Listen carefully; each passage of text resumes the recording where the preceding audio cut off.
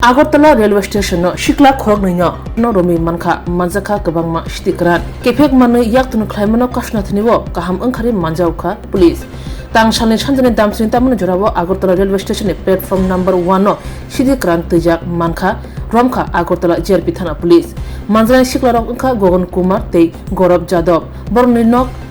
Bihar hastebo nacharmani jorawo borni thanibo kunui bit bego mankha 3.68 kg sidikran manjangma sidirongni hatio rang murakawno 60,000 saka Agartala JRP thanani usi Raju Bhumik mandrangni sakawo JRP thana police NDPS act mamla phinjaka hani saka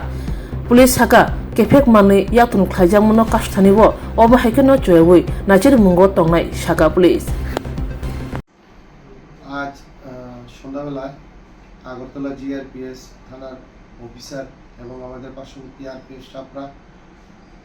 অন্যান্য দিনের ন্যায় আবার routine চেকআপে বেরোয় এবং চেকআপে বেরোয় গগন কুমার এবং গৌরব কুমার নামে বিহার রাজ্যের দুজন নাগরিককে আটক করে এবং তাদের ব্যাগ তল্লাশি করে